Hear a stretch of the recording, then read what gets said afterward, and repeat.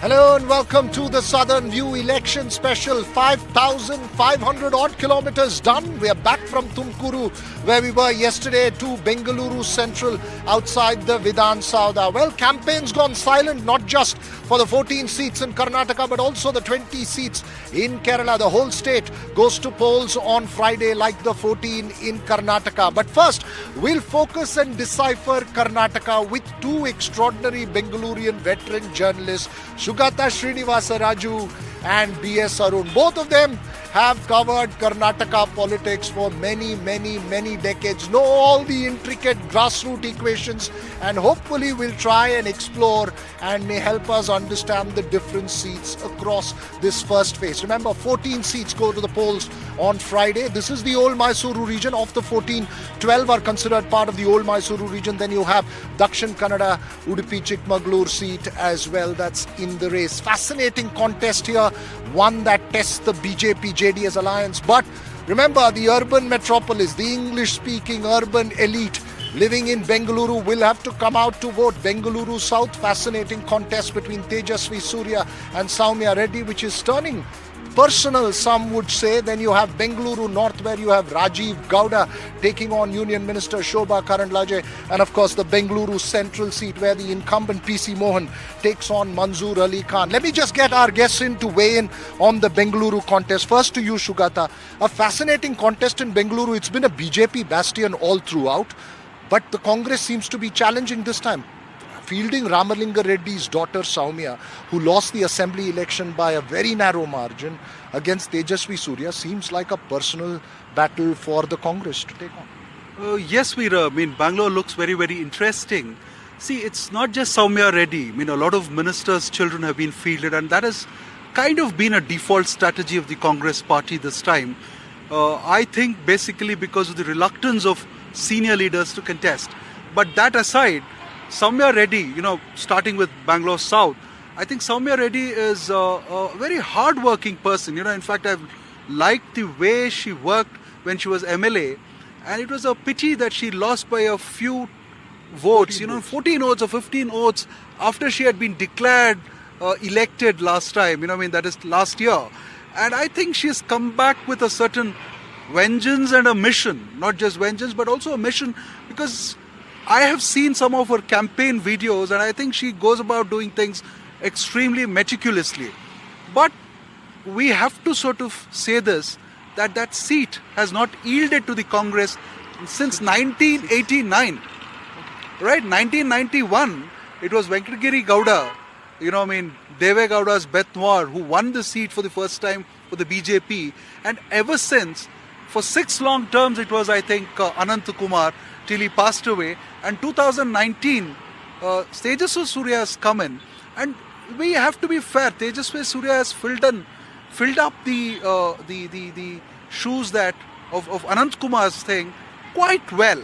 Not because he has done something extraordinary to the constituency, but I think he has built up a very good profile nationally as well, and is young and is trying to sort of go out of the way to do things, and extremely articulate, and also a very polarizing figure.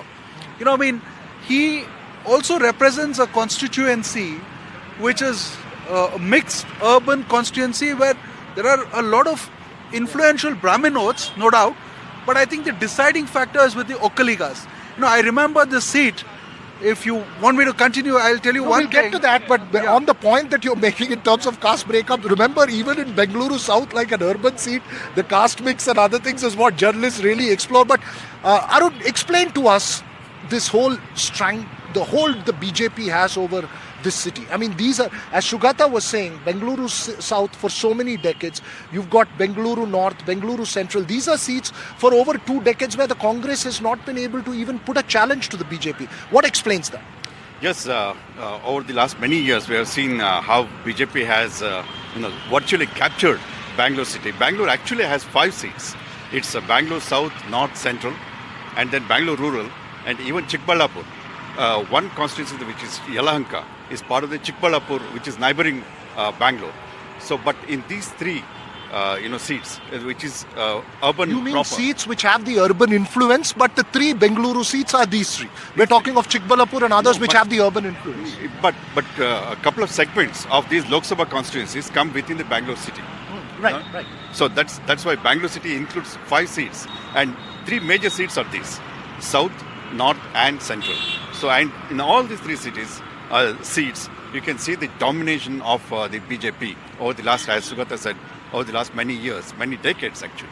In fact, Bangalore South has been a bastion for I think more than 3 decades now. 1979, that was the first time when BJP won in that seat, and since then, as he said, 1989 was the only time when Congress won. R. Gundurao won that seat.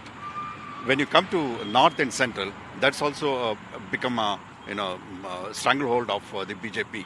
It's the several of these leaders have been fighting from there and winning. Like P.C. Mohan, Sadanand Gowda, who became a minister last time, he was denied ticket. Interestingly, in Bangalore North, so it has 2 new candidates.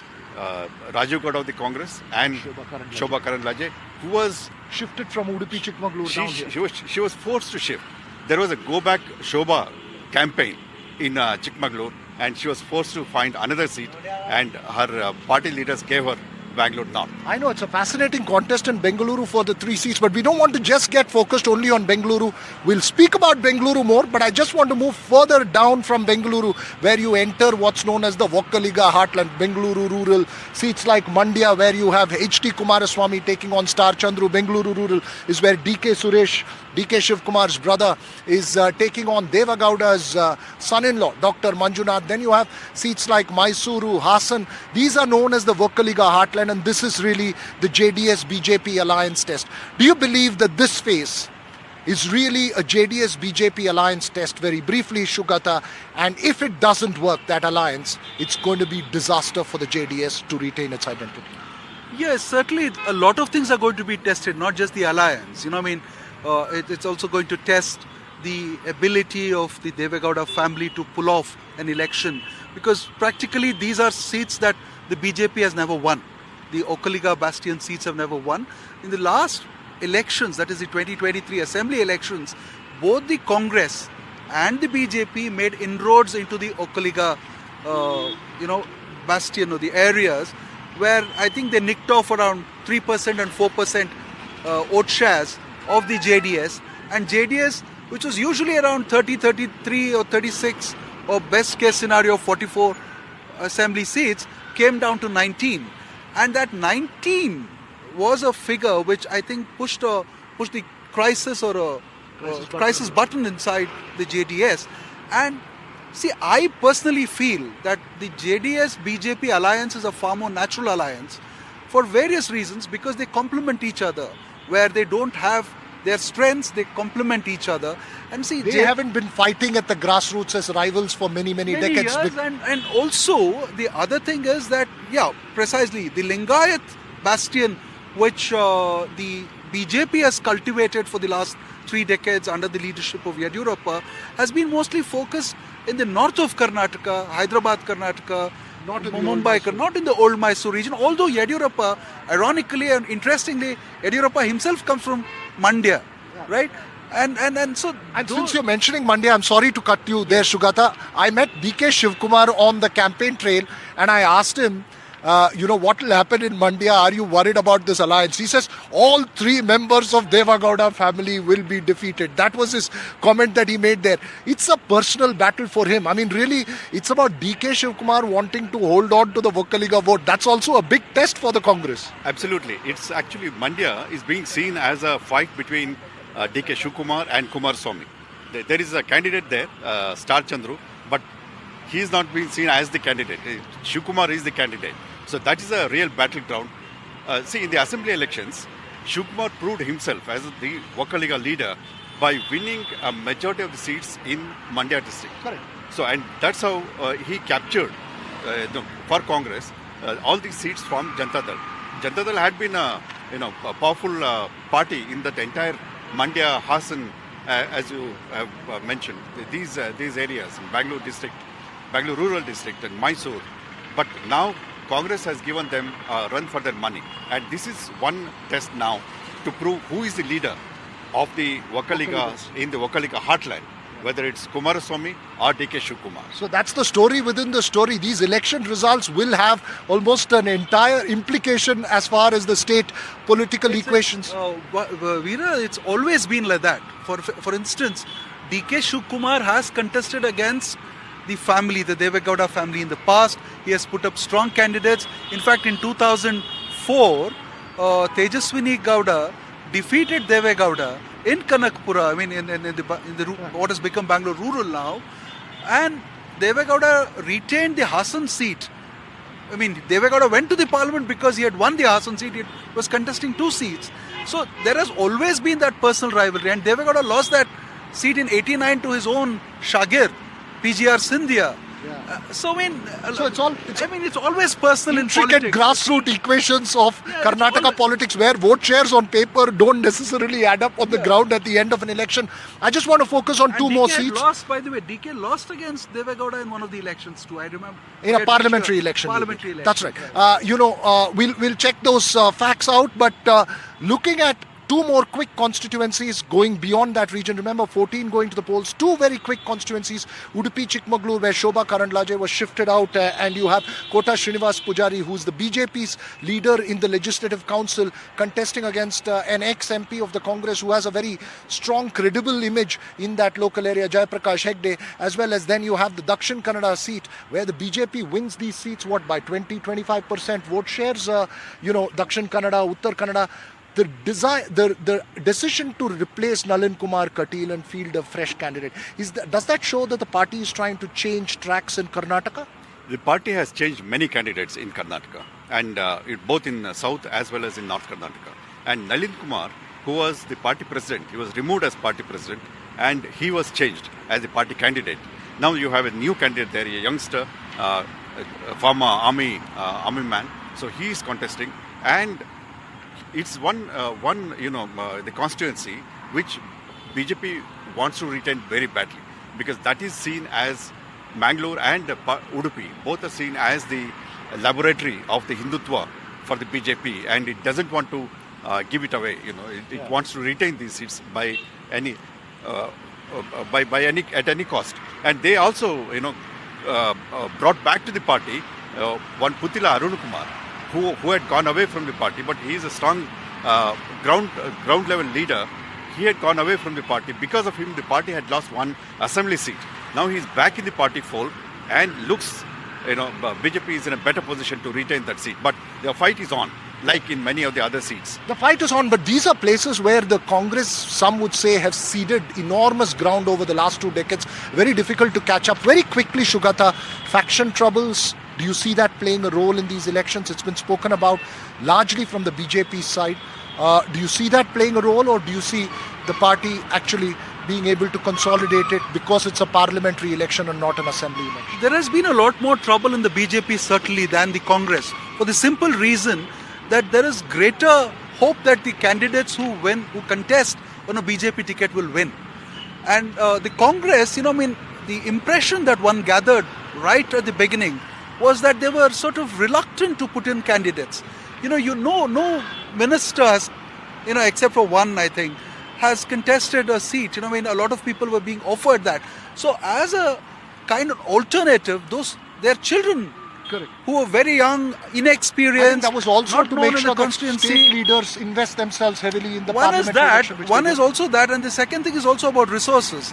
I don't think they wanted to spend the money everywhere, and Congress has been crying hoarse about not having money. So I am not going to believe that. But then that is the kind of reasoning that was given, that if you give tickets to the children of these ministers, the last time I counted, it was 17 out of 28 are pedigreed people. Now, people who are inexperienced but are there because of their fathers or father-in-laws or Sources whatever. is a very yeah. important aspect of Karnataka politics, perhaps of any state politics, but especially true in It's the Karnataka. most But expensive elections are most expensive. most expensive elections in Karnataka, and you also have the richest legislators and politicians as well in the country. But while we speak about all this hardcore politics, the message to Bengaluru really is to get up and come out and vote on Friday. Voter apathy has been an issue all along in this city, and Pratibha Raman, my colleague, caught up with a bunch of young Bengalurians, asking them what they're going to do, not just to go and vote, but to make sure that others go out and vote as well. Let's listen in. It's election time in Karnataka. Karnataka will be voting in two phases, phase 2 and phase 3. April 26th is fast approaching, and I have with me a bunch of youngsters here at Don Bosco College in Bengaluru's KR Puram area. And let me actually find out if they are really ready for this democratic festival, because I'm told that among these group of youngsters, there are a lot of first-time voters as well. So, are you a first-time voter? Can I know? Yes, of course. I am a first-time voter. Okay. Hoping this time election to be good and willing all the promises what the people have done to just fulfill it, and we should not get any disappointment from any. You aren't a first-time voter, I'm No. guessing. No, Okay. no. Were you disappointed with respect to the expectations that you had, and what will be your expectations this time? Yeah, obviously. Last time when we voted on the guarantees and hopes, and there is a rumor from the central that since the party changed in Karnataka, the main city Bangalore is facing water crisis. It wasn't like before. So Yeah. you want a candidate who can solve your water crisis problem. Yeah, water crisis is it's the main thing blooming for now. So the main issue right now is water crisis. But I'm quite curious to know, I mean, all of you are studying here. Is there anyone who wants the education system to be changed? Is there anything like that on your mind? Yes, ma'am. As the education is growing day by day and the policies are being changed, I wish there should be a policy that can be enhanceable to students, relieving their stress. Because I feel now the policies that are coming, half of them I think is being stressed by students. So I feel there should be good education policies that can enhance the status of the students in order to make India A better place. better place. What about you? Which constituency do you come from? Do you know that? Yeah, I know that because I belong to Bangalore North constituency for Lok Sabha Elections, and my candidates in Indian National Congress it is Professor R.V. Rajiv Gowda, and for BJP it is Shobha Kumari Shobha. I'm glad you got it right. It is Shobha Karanlaje. What about you? Do you know your candidates? Yes, it's actually Bangalore North, and it's Miss Kumari Shobha Karanje and Rajiv Gowda. Right. So let me actually go across to the guys. Looks like the girls here have fared well. And what about you? What are your key expectations when it comes to this election? We are also first time voters, we are also having some doubts what will happen for the future, Right. Like, What kind of doubts? like for employments and water scarcity are there. So job opportunities and water scarcity. What is on your mind? Yeah, the job market should actually increase. Many unemployed people are rising in India right now. I think the numbers should decrease and more employment options should be given by the government. So I hope the government does a better job during the next. And what about you? Do you see the campaigns and do you kind of realize that, the Congress has these in their manifesto, the BJP has this. Do you actually have a fair idea of these?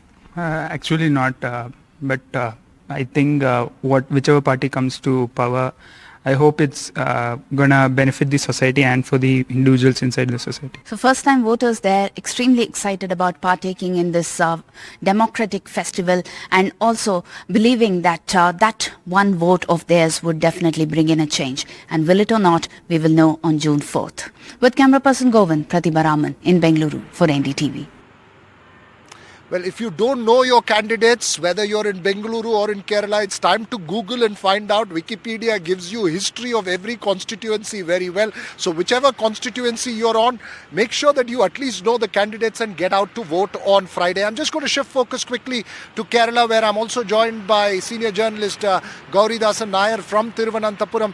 Just to give you an overview of Kerala, fascinating contests there. Some of them three-way fights like Thiruvananthapuram, where you have Tharoor versus Panniyin Ravindran versus Rajiv Chandrasekhar. Remember the BJP Congress number 2, 1 and 2 there. The Congress incumbent MP has won this seat since 2009. Then you have seats like Attingal, where you have V. Muralidhar and Union Minister of State contesting against the incumbent MP Adur Prakash of the Congress and V. Joy of the CPIM. And of course, Alapi, the only seat, Alapura, the only seat that the Congress lost in 2019, where you have KC Venugopal contesting there. Of course, Central Kerala, you have seats like Thrissur, you have seats like Pathanamthitta, which are again a three-way fight. Candidates like Suresh Gopi of the BJP knocking to get through in those seats there. And of course you have fascinating seats like Wayanad and Vatakara in North Kerala. Every seat a story in itself in Kerala. Gauri, the large message of this election, you have one story in South Kerala, but in Central Kerala it's about bridging the Hindu-Christian, bringing together the Hindu-Christian vote for the BJP. How is it panning out? If it were a normal election, it is 50-50 in Kerala. Like this is a situation where both the Congress and the CPIM and the alliances led by them have a common enemy in the BJP. And the BJP has never been the front runner, though they have performed well in certain elections in the recent past. So when I say right. a normal so election, a normal election is where these two major players would play. Yeah. Okay, we are facing some connection issues with you, but very quickly, the one thing that I find very difficult to figure out in your state of Kerala, Gauri, is who is with who.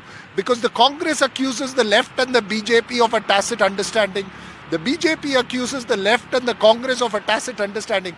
Who is playing with who in which seat? Quickly.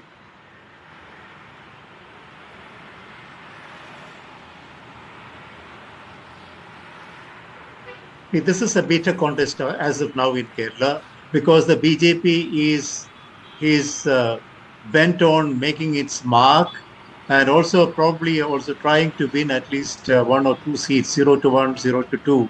That's their target. Whether they would make it is a big issue. So, but this is panning out across Kerala, where they are taking on both the Congress and the CPIM. And okay, we seem to be having some connection issues with Gauridasan Nair, but we'll move on now. But I think the fascinating aspect, I think as journalists who've covered elections for many years, all of us have fascinating stories. I think in this trip, what we figured out is that you need to have special abilities to drive along with a convoy. You've got people like Rocket Ramesh, who is Sashi Tharoor's driver. Then we met Kanimuri's driver, Satya, who challenged us that we can never follow them in that bit. So what's your fascinating election story as you wrap up on what the national import of Kerala is for me? I will straight away go to the national import of Kerala, because I've not been on the field this time. After 3 decades, Veera, I have not actually been to the field. I've just been doing data and analysis and stuff like that. Anyway, Kerala, is very important in the mind of Mr. Modi, Kerala and Tamil Nadu. But, 2 or 3 months ago, people said there was no hope in hell that they would win anything at all. And even now, probably that sort of is true. But certain things have shifted there. And BJP has done something very smart. They've reduced their focus from 6 seats to 3 seats, and I think Thrissur looks a bit hopeful for them. Yeah. I think Athingal is again another seat that you mentioned. Thiruvananthapuram, of course, but I think Mr. Tharoor is running a little ahead, is what I hear from my journalistic colleagues. And see, the fascinating thing about Kerala is, and because in the national BJP kind of trajectory, is that it's almost 45% minorities. And the rhetoric nationally of the BJP has been anti-minorities, especially Muslims. The non-Muslim candidate Right. of the BJP also fielded there from Malappuram. Absolutely. constituency. And one last thing is that the Christians there again are not a homogeneous lot. There is the Latin diocese, there is the Syrian Christians. So all of them think differently. So we don't know how things will get aligned to consolidate something for the BJP. I'm in the last minute of the show. Last word to you, Arun. Would you want that word to be on Kerala or on Karnataka? Take your pick. Tell us what's going to happen. Well, I know better about Karnataka than Kerala. Although I was just yesterday, I was speaking to my friend in Kerala. He had been traveling across Kerala, and he was saying that it's a real test between the UDF and the LDF. Of course, BJP is the most interesting point there as to which are the seats they are going to do better. They are certainly going to increase their vote share as they are likely to do in Tamil Nadu. But winning a seat, whether it's a Patnamthitta or Thrissur or even Trivandrum, would be a difficult proposition. That's what he was saying. Okay, a fascinating contest there. We'll keep a close track of it. Vasudha Venugopal is up next with a special focus on Kerala. We're wrapping out our Southern View election special for the moment before we re-begin for phase 3. That's all we have time for. The news continues here on NDTV.